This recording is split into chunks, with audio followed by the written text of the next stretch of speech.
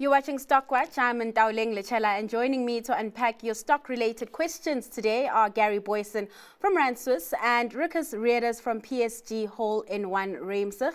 Be sure to send your questions through via email to stockwatch@bdtv.co.za, via SMS on 41392 or on X @BusinessDayTV using the hashtag Stockwatch. Gents, thanks so much for your time this evening. Before we get into some of those questions, I'd just like to, get your analysis of, the trading week that was. It really was a busy week. We started off really strong when we saw a rally on the back of the trade war truce between the US and China. We also had the trip from President Trump where he was in the Middle East this week. Tons of deals struck when he was in Saudi Arabia. We also had some softer inflation number. That rally seems to be pausing today. Are markets just waiting on fresh catalysts? I'll start off with you, Ricus.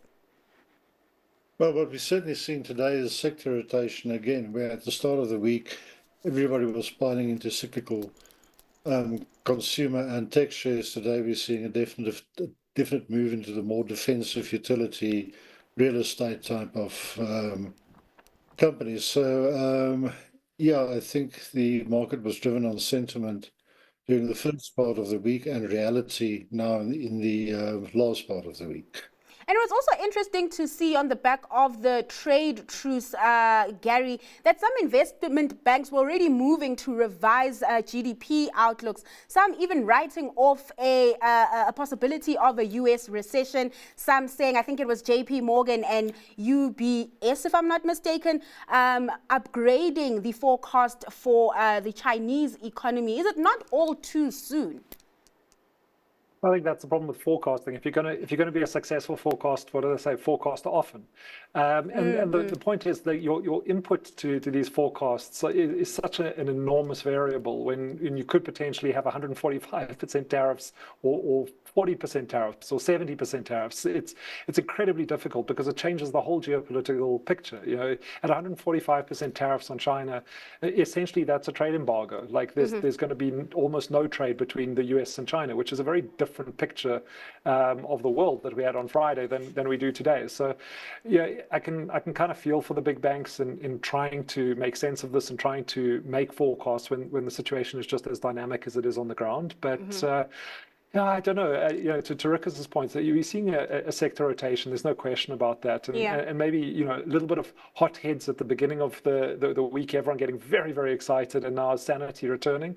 But I think it goes back to the point: if you're buying good quality companies and you've got a significant margin of safety, and they generate stable cash flows, and you can see them weathering almost any storm, and there's plenty of companies like that out there, you'll be well served as an investor. All right, let's get into some questions. Now, Ricus, we'll start off in the education sector. A question here on Advitech and whether it's overpriced compared to its competitors. I think it's fairly priced internally, but with great growth prospects. So it's the education company that I'm holding in my portfolios, and locally, or the local growth might be exposed to risk as people immigrate or they don't have money to pay for their kids. But what they're doing in East Africa is very excited, and I think that's where your future growth might be coming from. And Advitech is the one that has exposure to both universities and the schools, right? Gary, are you looking at any of those education stocks, perhaps Curro or Stadio? So we like the entire sector. I think there's a great macroeconomic case for it. We understand the service delivery around education is very poor.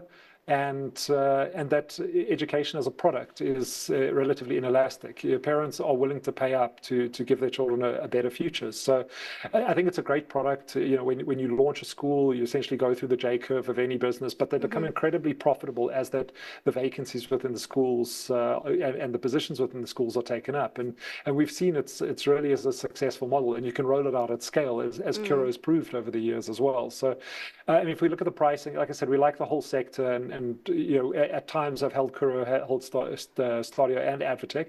I think currently Advotech is probably our preferred play in the space at the moment. But as share prices move around, one will become relatively more valuable than another. But certainly not a sector I would end up short in. A sector that's been very defensive over the past few years.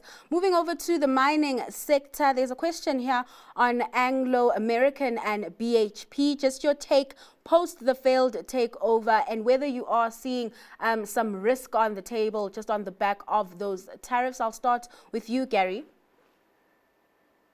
Risk on the table because of the tariffs. It's a good question. Yeah, so if you are seeing a contraction in global trade, of course, the diversified miners like BHP and Anglo American are going to feel the brunt of that. But at the same time, they do also benefit in higher inflationary environments in certain situations. So looking at it, you need global growth to drive commodity price growth as well. So I think the idea that tariffs have been walked back and that there's going to be trade between China and we are looking at a slightly more stable geopolitical situation. That's very good news for diversified miners. Is there going to be additional kind of demand pull inflation? I think if you're optimistic, yes, there's going to be, and then either of these miners also, I think do offer interesting value propositions for investors. And who knew a BHP bid would fast-track Anglo Americans' restructuring efforts? They are making traction on that front, with Amplats being listed on the JSE, I think, by June. They've also changed their name, right? Let's get your take on that, Ricus. Well, I agree with everything that Gary said as far as the general macro outlook for both resources and the two specific companies are concerned. If I can add to that, then I think there's a bigger than zero possibility that after Anglo American has finished its restructuring, that we might see another bidder coming in to take Anglo Gold out. There's obviously nothing on the table at the moment, but it would make sense in this kind of environment if there is another mining group with a good enough balance sheet to start hunting around acquiring assets. If we do see the slowdown in commodities, Anglo's would be an obvious start. And sticking with the, the commodity scene, we spoke about, the macro outlook and how the dynamics playing out there can influence commodity prices. A company that's been hit by lower commodity prices, particularly in the iron ore market, is Afrimat. They were out with results today. Earnings declining close to 88%. But they seem to be optimistic about, growth moving forward, saying that they've left the worst behind them. What do you make of those results, Ricus? And is Afrimat a buy at these levels?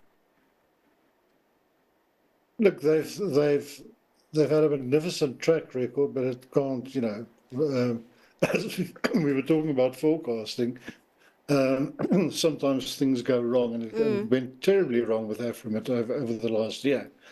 Still have full confidence in management rectifying some of the operational problems they've had over the past year, and included with that is the fact that it might have overpaid for their cement business.